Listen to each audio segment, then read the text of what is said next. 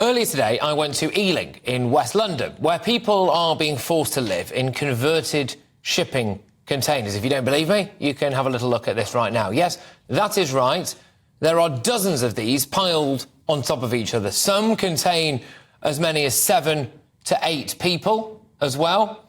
And the conditions inside those are absolutely deplorable.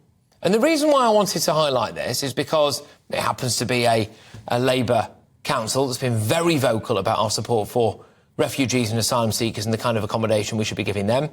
It comes in light of what we're seeing on the Bibby Stockholm and what human rights brigades and the lawyers think is unacceptable and traumatic conditions for people, especially those with children, to be living in. I spoke to a man called John, who told me that he's been living now in inhumane conditions in one of these shipping containers. And we can have a look and a listen. This accommodation basically, I would say, was unfit for human habitation. I told the council that because if you look at the size, it's literally just this here. It's about that thick. I've had leaking ceilings here. He's had leaking ceilings. His toilet has been overflowing with sewage. We've got bugs. The fire alarms don't work. And if you saw the size of that, it is basically a prison cell. But this is the one that really got me. I also spoke to a woman who's been living there now for 2 years.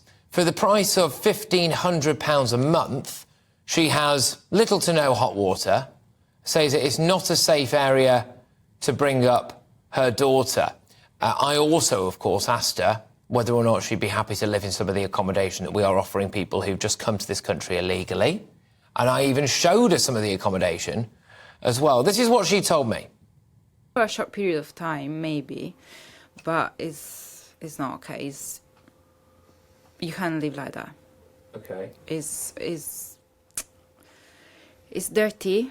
No one look after this place, and it's very cold in winter, and it's very hot in summer because it's metal outside, and this is just plastic. So when I first moved, it was full of mold, like black mold. When I reported to the council, they just told me to close the windows. We don't have hot water. It's been 2 years now. We never had hot water. I had to bathe my child with the kettle. So, sorry, you have to bathe your child using water from the kettle? Yeah. We do have a little bit of hot water in the shower. It turns off after like 10-15 minutes that you're using it. It's just cut off completely and cut off all the electricity. But sinks have no hot water at all. So in winter time, when you come into the house and you need to wash your hands, you can't. It's just freezing cold. It's been reported so many times. They never did anything. We have problem with our toilet. You can't even flush the toilet paper. Right.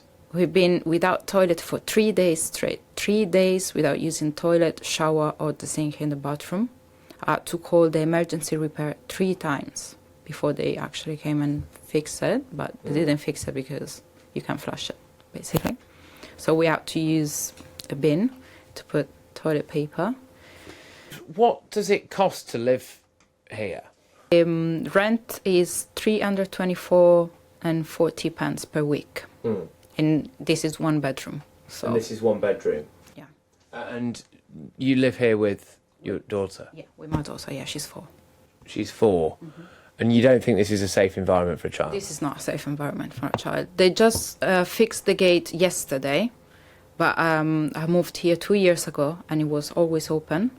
So we had drug dealers coming in and out. We had a big queue outside and we had people coming. I mean, it's full of kids. They can't even play outside because it's not safe. Anyone could come inside. We have a laundry room. That is a common space for all of us that we pay to use the laundry, of course. You pay to use the laundry? Yes. So we actually give the money to the manager and the manager gives us a card with money inside, so we use that card to pay. and the drug dealers was using it as an office. So people were sleeping there, using drugs inside. Yeah. So a drug dealer was using your laundry as an office? Yes. I actually found a person sleeping inside once.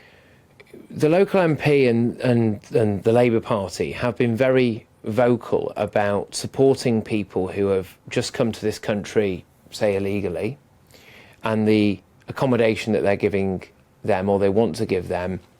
It includes new flats, brand new flats. They say it's inhumane for someone who's just come to this country to live in shipping containers. Okay. How would you respond to that, do you think? It's humane for us as well. So where are the houses for us? I mean, I don't believe there are no houses for us. So we are mostly single moms here. And we all do the bidding in this system, and we all have the same band, we all have the same houses, and we all have the same rank. So I don't know if the system is not working, but the houses are there. 2 years is too much. If someone said to you, now, you could move out of here and move into a 4-star hotel, would you do that? Yeah, why not? Yeah. At least I know I have hot water. At least I can take a shower, proper shower. I can cook. Yeah. Well, we've previously revealed that asylum seekers are set to move into every flat in Chelmsford's most sought-after luxury apartment block. I think we can see some of the images of that now. That's what the brand new bedrooms, great living areas, kitchens, etc. Look at that bathroom. That's absolutely delightful, isn't it? So I showed some of these images to one of the residents living inside a shipping container. I just also want to make the point there as well. There's some other images that we'll play you in the next hour. That until the point that we'd got there the day before, she had sewage floating around her bathroom. So that bathroom looks all right there. It's small, but all right. But she'd had to call someone after days of having raw sewage being pumped out of every tap and orifice, basically, to clean that then herself afterwards, to make it the best she possibly could for her 4-year-old daughter. But I showed her some of the pictures of that Chelmsford accommodation that will be given for free to asylum seekers, and I just asked her if she'd like to live there. Yes, of course. It's a real house, instead of being in a shipping container.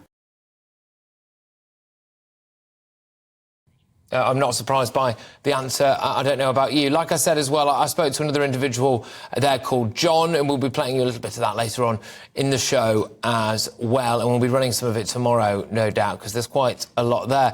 I will have the full story, like I said, a little bit later on. But an Ealing Council spokesperson, who we put some of the allegations to them, saying, you know, do you care more about illegal immigrants than you do about people who are living there? This is accommodation that's not fit for human habitation.